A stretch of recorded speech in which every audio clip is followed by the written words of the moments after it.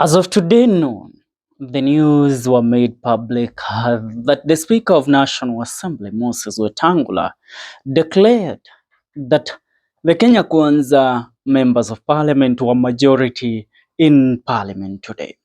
And this got the attention of a lot of Kenyans on why the Speaker of National Assembly, a man that a lot of people expected should respect the rule of law and uphold the decision made by the High Court of Kenya to rule in favor of Azimio Umoja as the majority in parliament.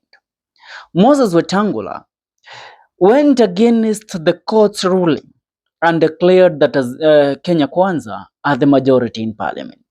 Now, to prove that they were dissatisfied with this decision, members of Azimio Umoja who are in the National Assembly walked out of the chambers, walked out of the house, led by Junet Mohammed, who was supposed to reclaim his rightful place as the majority leader in parliament. After that happened, a lot unfolded at the National Assembly, and a lot has unfolded among the ranks and among the circles of power in the country. With Millie Odhiambo speaking and warning Speaker Moses Wetangula. And this is what she said. You all might be celebrating that we are quite right now as members of Azimio Umoja. You all might see us as if we don't know what we are doing right now, or we don't have a voice. But truth be told, it's because we are praying that Raila Odinga becomes the AU chairman, so that the agreement that he had with William Ruto on the broad-based government can continue being in function and in place. But woe unto you that if Raila Odinga loses the AU chairmanship on Saturday this week, then we promise you that it will not be business as usual in the National Assembly. Some of us, as members of Azimio la Umoja, are going to be in Wamunyoro village early in the morning to shake hands with Rigathi Gachagua. You all pretend that he is a non-factor, but be told and be warned that if you continue the intimidation you have, we have the authority, and we have remained to be the most stubborn members of parliament in the history of this parliament, that we are going to join Gachagua.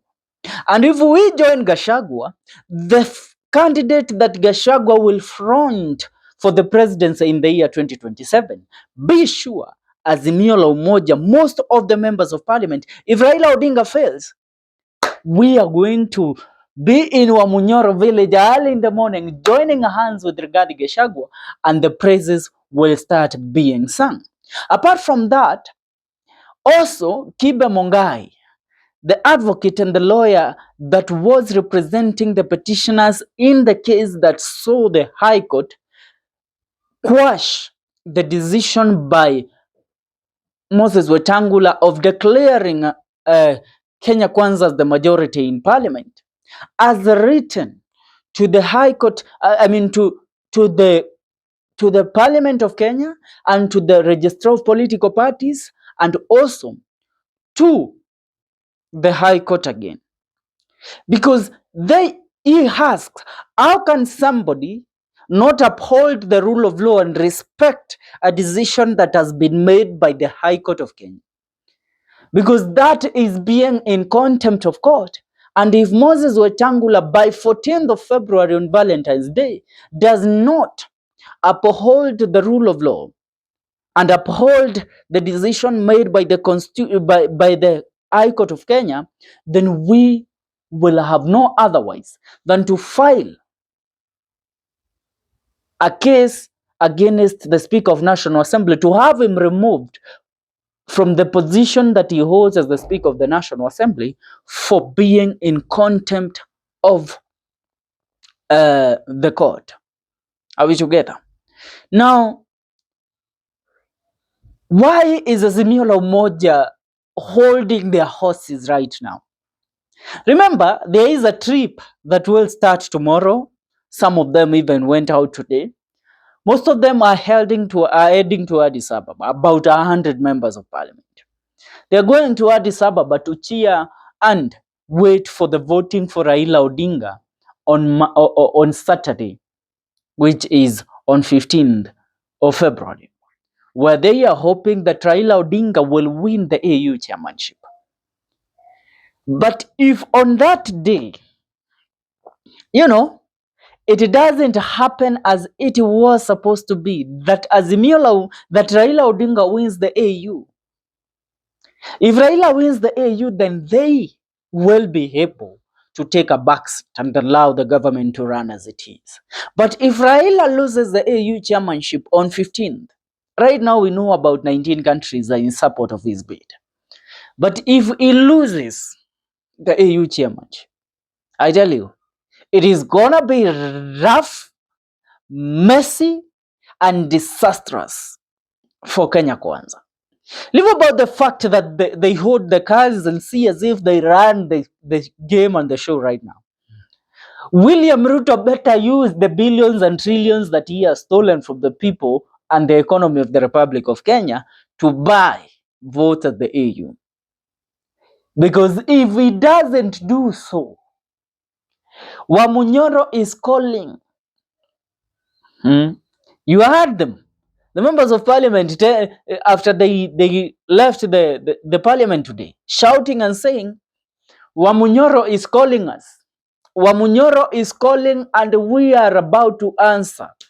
If you don't do as we want or as the court has ordered you to do, because, it was our right as the firstborn of this parliament to be given and hold the privilege of being the majority in parliament.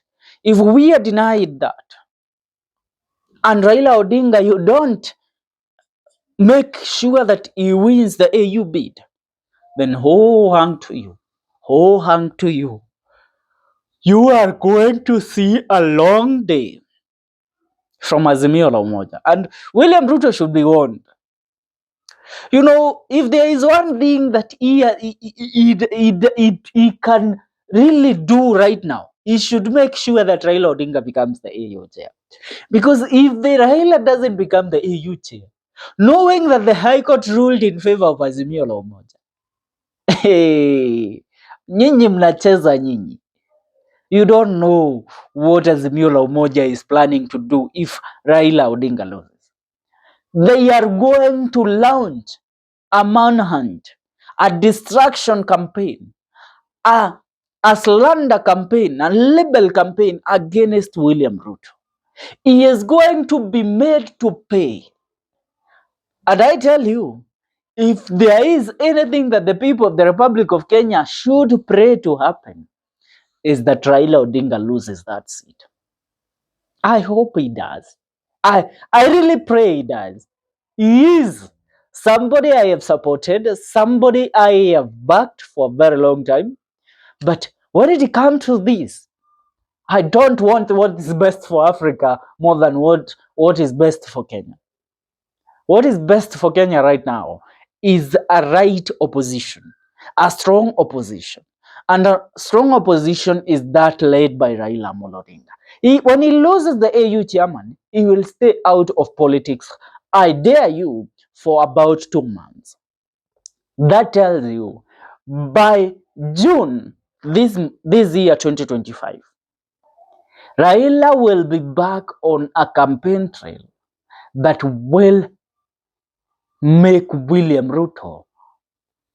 He will be William Ruto's greatest nightmare in the politics of this republic. Leave the fact that he won against Raila Amolo Odinga in 2022.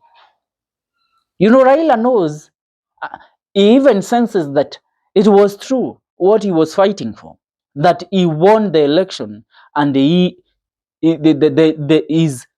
win was stolen away from him. Are we together? Now, that is what is going on in the political arena. Please make sure you subscribe to our YouTube channel, The Kenyan Daily Report, for more news and more updates.